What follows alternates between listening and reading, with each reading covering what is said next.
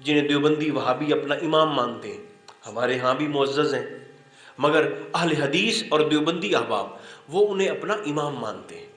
ان کے شاگرد ہیں امام ابن قیم۔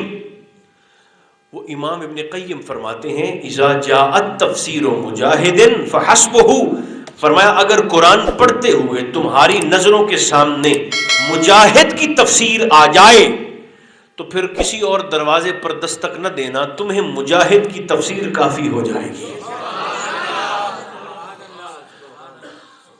چونکہ مجاہد نے پڑھی عبداللہ ابن عباس سے اور عبداللہ ابن عباس نے پڑھی جناب رسول خدا سے صلی اللہ علیہ وسلم۔ حضرت مجاہد سے پوچھا گیا حضور یہ الکوثر کیا ہے؟ ایک ہوتا ہے دریا کو کوزے میں بند کرنا، ایک ہوتا ہے سمندر کو ہی بند کر دینا۔ تو مجاہد نے سمندر کو کوزے میں بند کر دیا۔ حضور یہ الکوثر کیا ہے؟ تو آپ نے فرمایا الکوثر یعنی الخیر کلہ۔ یہ لفظ ذرا زور سے بولے، الخیر کلہ، پھر بولیے الخیر کلہ۔ اللہ نے کل خیر اپنے مصطفیٰ کی جھولی میں ڈال دی ہے۔ اب آپ مجھے بتائیں گے حسن خیر ہے یا بدصورتی خیر ہے؟ اگر حسن خیر ہے تو پھر اللہ نے محبوب کو صرف خیر نہیں دی، خیر کل عطا فرما کے حسن کل کا مرکز ذات محمد کو بنا دیا ہے۔ اسی طرح ایک بار پھر تکلیف فرمائیے، علم خیر ہے یا جہالت خیر ہے؟ اگر علم خیر ہے تو اللہ نے محبوب کو صرف خیر نہیں خیر کل دی۔ اب یہ مسالک کا جھگڑا نہیں ہے، ماننا پڑے گا کہ اگر خیر کل دے دی تو پھر اللہ نے اپنے محبوب کو علیہ السلام صرف علم نہیں علم کلی عطا فرما کر عالم کل کا مالک بنا دیا ہے۔ ایک بار اور بھی تکلیف فرما دیں، با اختیار ہونا خیر ہے یا محتاج ہونا خیر ہے؟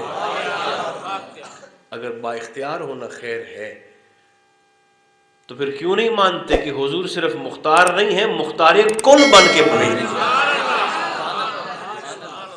مختار کل، اسی مختار پر، سرکار کی اختیار پر۔ اور ایسا بھی نہیں ہے کہ اختیار ہے تو بس ہم سمجھیں کہ ٹھیک ہے حضور بس با اختیار ہے، نہیں، سرکار کے اختیار کی پھر آگے 3 شاخیں ہیں۔ آپ کا ذوق ہے یا ٹوٹ رہا ہے؟ آقا کے اختیار کی 3 شاخیں ہیں۔ پہلی، حضور کا علیہ السلام اختیار تشریحی،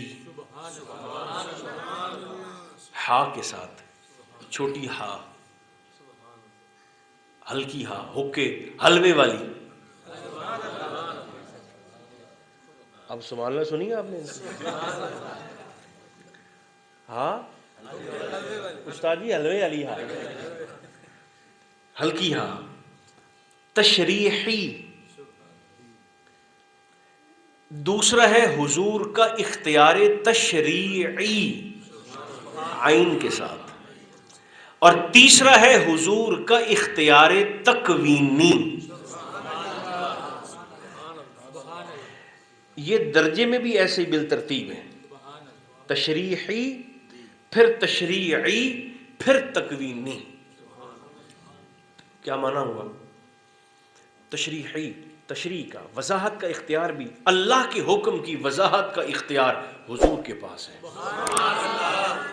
جیسے اللہ حکم دے دیتا ہے ڈاکٹر صاحب اقیم الصلاۃ، نماز پڑھو، مالک ہے بے نیاز ہے، حکم دے دیا نماز پڑھو۔ کتنی پڑھنی ہے نہیں بتایا، کس وقت پڑھنی ہے نہیں بتایا، کس نماز میں کتنی رکعتیں ہیں نہیں بتایا، قرآن خاموش ہے۔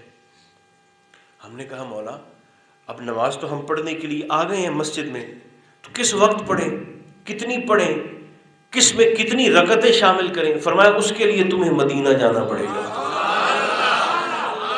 جاؤ میرے محبوب کی بارگاہ میں، مولا کیوں؟ فرمایا اپنے حکم کی تشریح کا کامل اختیار میں نے اپنے مصطفیٰ کو عطا فرما دیا ہے. اب میرا محبوب جس وقت چاہے، جتنی چاہے، اور جس نماز میں جتنی رکعتیں ڈالنا یا نکالنا چاہے، یہ اختیار میرے محمد کے پاس ہے.